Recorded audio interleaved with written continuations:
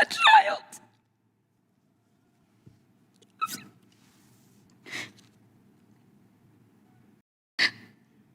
A child has lost her mom.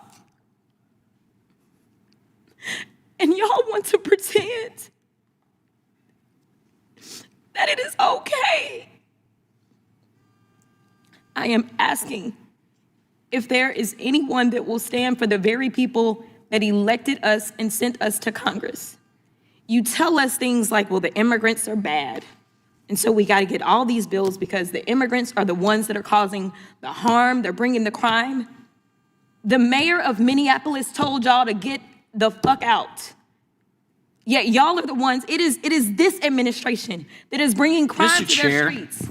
That's what's happening. It's the third incident where somebody has dropped an F-bomb in this committee, including the video. I'm sorry. Including the video that we had to watch earlier. Are your princess ears okay? Is it profanity? But you're princess wrong ears about Representatives. worse The committee- than you are about the fact that a woman Are you is soft? House of Representatives. The gentlelady Are we will offending your suspend princess ears? Are they that soft? This moment in Congress wasn't just another heated exchange. It was a raw collision between power, accountability, and moral urgency. What you're seeing is a lawmaker reaching a breaking point inside a committee room that is supposed to stand for justice, yet feels paralyzed when justice becomes uncomfortable. It is so hard to sit here sometimes because I didn't come to Congress to write laws or to do things that are hurting people. I'm just asking if there's any decency or heart or courage on that side of the aisle. The fact that a woman was killed, she was shot in her head, and y'all are pretending like nothing happened. I remember when Charlie Kirk got killed. Do you remember what our response was? Our response wasn't to sit there and pretend like it was okay. Is it okay because you have a badge? Because the last time I checked, allegedly no one is above the law. Can y'all not just have a little bit of courage and humanity? A child.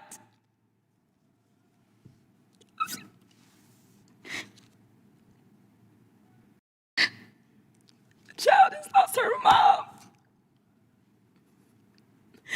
And y'all want to pretend that it is okay. I am asking if there is anyone that will stand for the very people that elected us and sent us to Congress. You tell us things like, well, the immigrants are bad.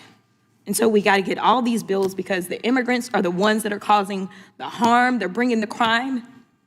The mayor of Minneapolis told y'all to get the fuck out. Yet y'all are the ones, it is this administration that is bringing crime to their streets. That's what's happening. It's the third incident where somebody has dropped an F-bomb in this committee, including the video. I'm sorry. Including the video that we had to watch earlier. Are your princess ears okay? Is it profanity? But The you're committee's wrong ears about are Representatives. The The committee are about the fact that a woman Are you is soft? House of Representatives. The gentlelady Are we will offending your suspend princess ears? Are they that soft? all members Well, will maybe some of the suspend. kids out there. Mr. Chairman, it is the You're gentlelady's killing time. them. kids. It is the gentlelady's time. Let's let her have Wait, her time. It is the gentlelady's time. Would you stop the clock for a moment? Okay, and That was the quote. I'll restore that. The chair will remind all members that the person controlling the time is not to be unreasonably interrupted. We would further admonish that whenever possible to express the full meaning of something, it be done so without an expletive that may be offensive to people here in the audience or those who watch this on television. I understand that a quote at times is essential, but I would admonish everyone that it has been the practice of this committee for the many years I've been here to use such things as F-bomb in order to get the message out without actually using the word. Notwithstanding that, the gentlelady will be recognized for this time plus an additional 20 seconds. The gentlelady may continue. Thank you, Mr. Chair. Long story short, we are sitting in judiciary and no one on that side of the aisle seems to care that this particular person, whose name we don't know at this point, became the judge, jury, and the executioner. I don't know how you square that. And then we're sitting here literally in markup for a bail funds bill. When I first ran for office, it was in the midst of yet another lynching by law enforcement in Minneapolis. At that time, it was George Floyd. I remember working as a pro bono criminal defense attorney to help protesters that were being arrested.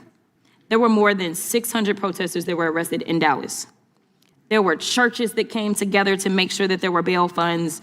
There were nonprofit organizations.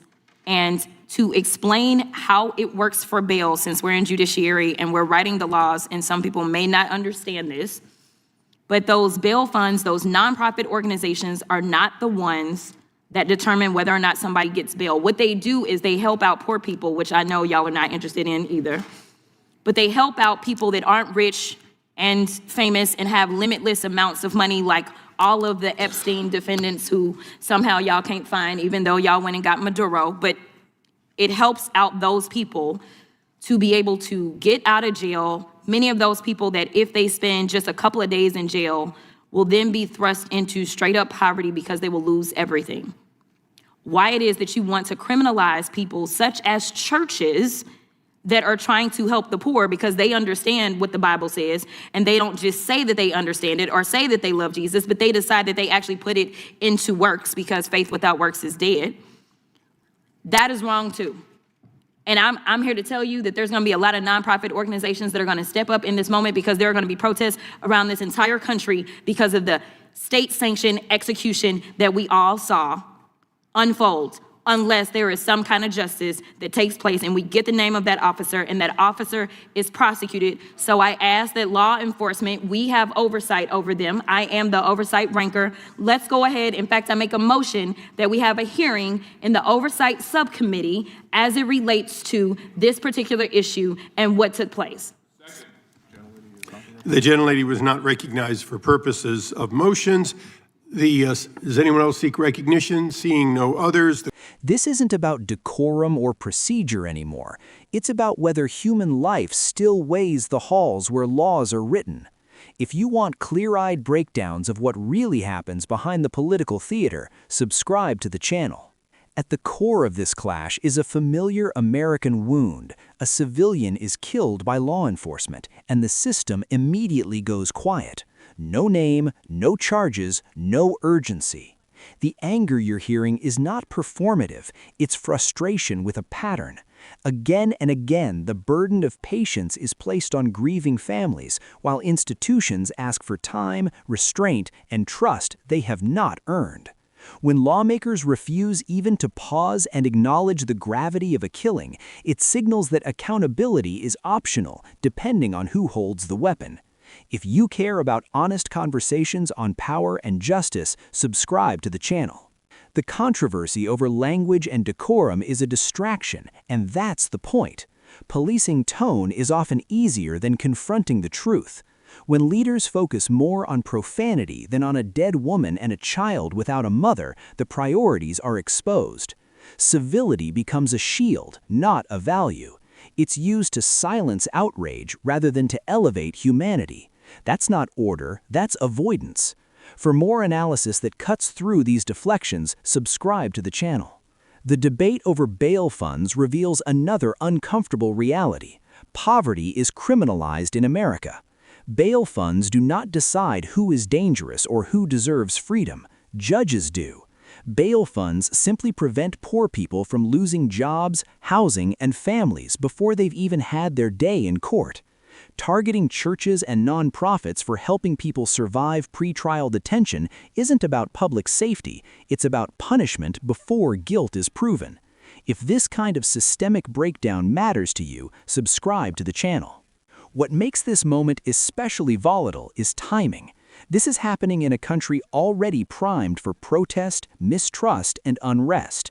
When lawmakers dismiss concerns about a police killing while simultaneously moving to restrict community support systems, it sends a message that the state protects itself first.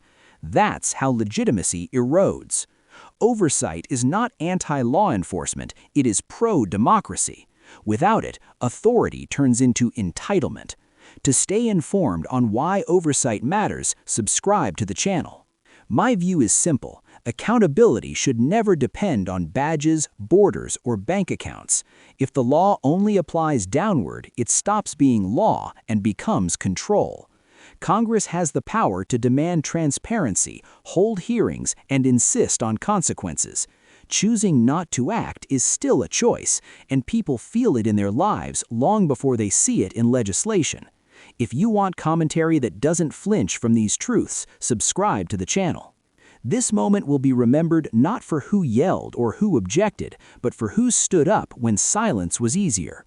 History rarely asks whether leaders were polite, it asks whether they were brave, and right now, courage is in very short supply. For continued, unfiltered analysis of moments like this, subscribe to the channel.